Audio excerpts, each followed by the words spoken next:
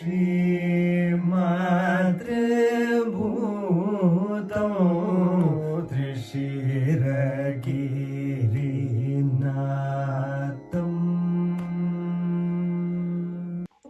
Namaskar. This is Prakash Rao again with yet another episode of Storytime with Carnatic Music. For those of you who are joining us for the first time, welcome. For all others, welcome back. As I mentioned before, the purpose behind this series of episodes is to relate some story which is obscurely hidden in Carnatic compositions. These stories might be about some great deed performed by the gods and goddesses in the Hindu pantheon. In fact, some of them are names used in the compositions, and we just have to explain the names. Some of these stories are about local legends and myths, also known as Sthala Purana. So, for today's episode, we have taken something which is both a great deed performed by a god as well as a Sthala Purana of a place. We have chosen Sri Matrubhootam in the ragam Kannada, composed by Sri Muthuswami Dikshitar. And as usual, as soon as the story is done, we will present the song incomplete. This song refers to the presiding deity of the middle temple of the Rockford temple complex in Tiruchirappalli. So let me explain what I mean by middle complex. It's like a sandwich. At the bottom of the hill is Sri Manikya Vinayakar. At the top of the hill is Uchipalliyar. In the middle of the hill, as you're climbing the hill, right in the middle is the complex of Matrubhuteshwara and Sugandha Kundalambar. And that's what I'm talking about, the middle complex in the Rockford. So this temple and the town are on the southern bank of Kaveri River. It is said that there was this great devotee of Lord Shiva. Her name was Ratnavalli.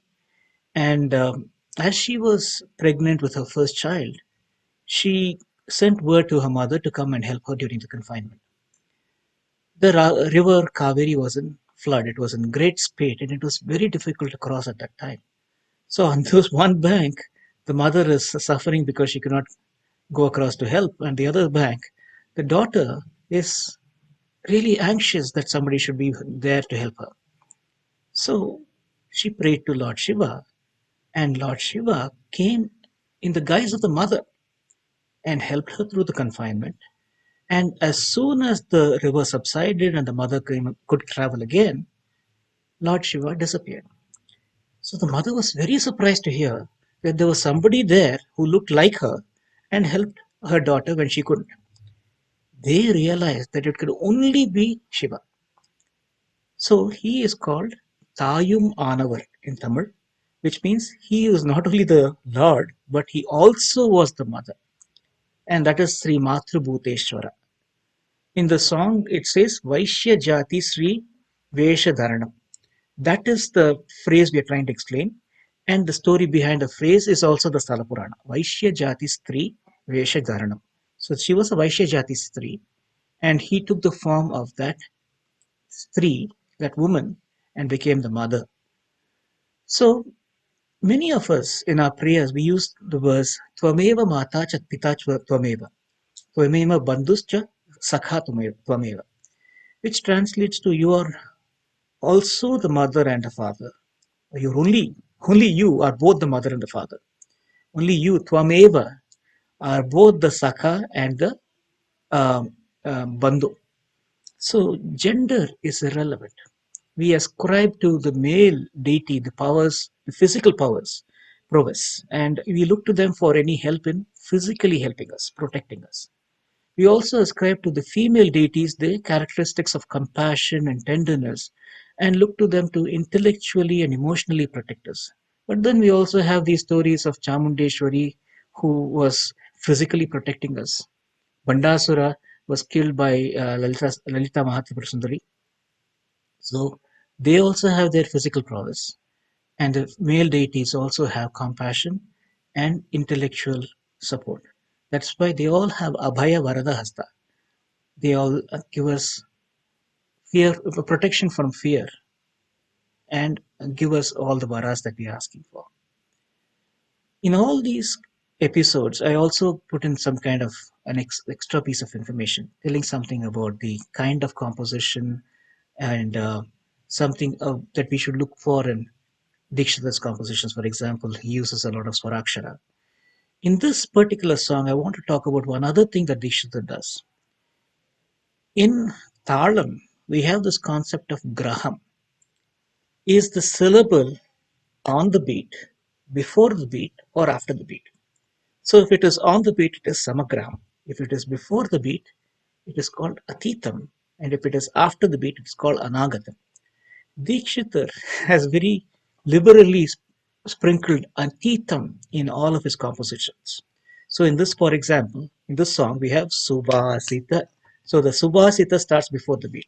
And you can see that in many other compositions. In Siddhivinayakam, we have Prasita Gad. So the Prasita comes before the beat. And uh, in Ranganayakam, he says Aganita, that becomes before the beat. So he has a lot of Atitam. Dikshitar has a penchant for Atitam, and please look for it in his compositions. It is there in this composition in Subhasita Navajavanti Pushpa. So that's something that you should look for, and when you see it, and that's the idea behind this. Understand what we're doing, enjoy all of these little things that we are pointing out to you, so that you can also relate to them and enjoy the music more. So now on to the song Sri Matrubhootam in Kannada. I hope you enjoyed this episode of Storytime with Carnatic Music.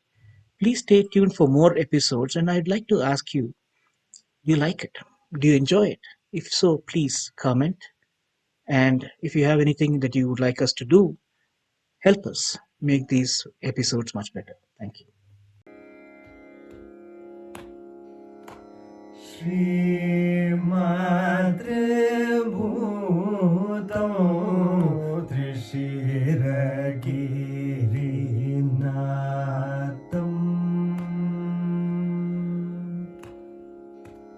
श्रीमातृभूतं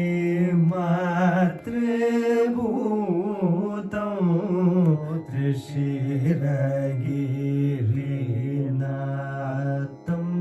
हृदि चिन्तये सुगन्धिं कुन्तलाम्बसमेतं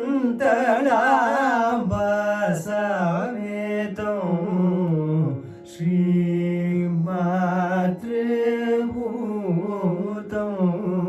त्रिशिरगिरिनाथं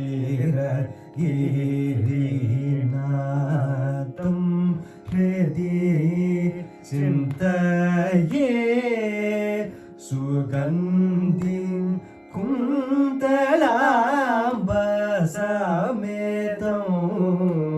श्रीमातृभूतं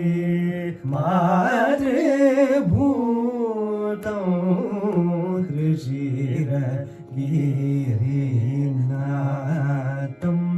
हृदि चिन्तये सुगन्धिं कुन्तलाम्बसमेतं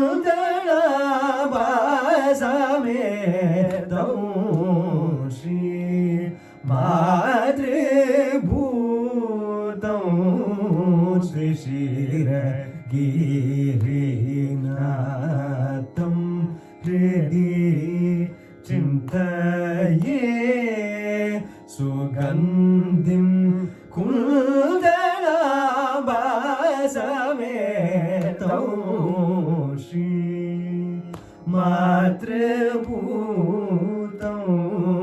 त्रिशिरगिरिनाथम्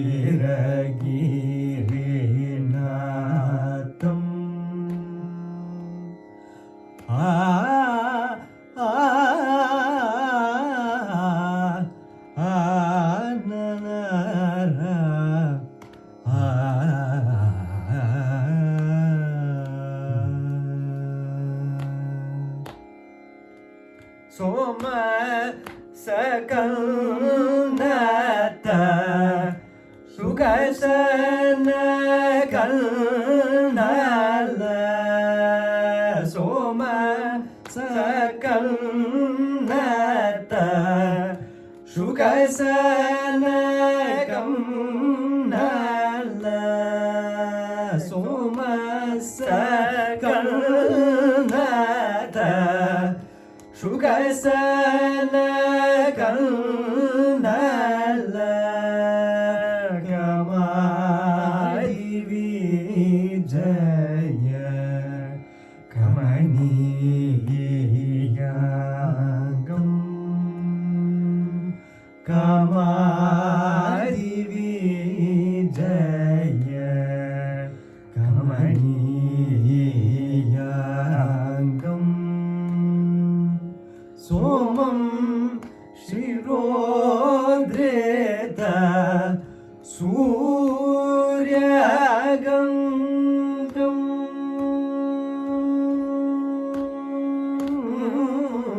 सोमं शिरोधृत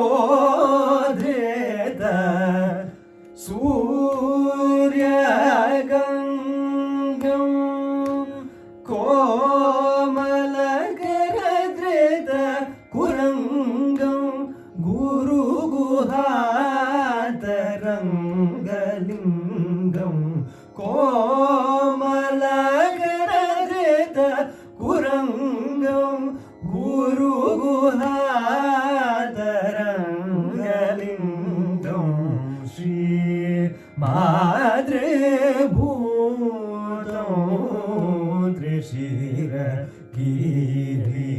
त्रिशिरगिरिनाथं हृदि चिन्तये सुगन्धिं कुन्दलाभासमेतं श्री मातृभूतं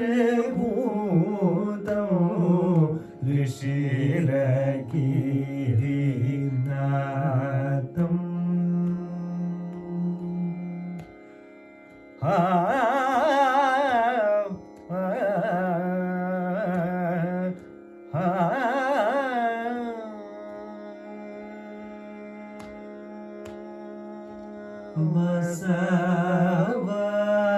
वसवादिदेव वन्दितः चरणं वैशजा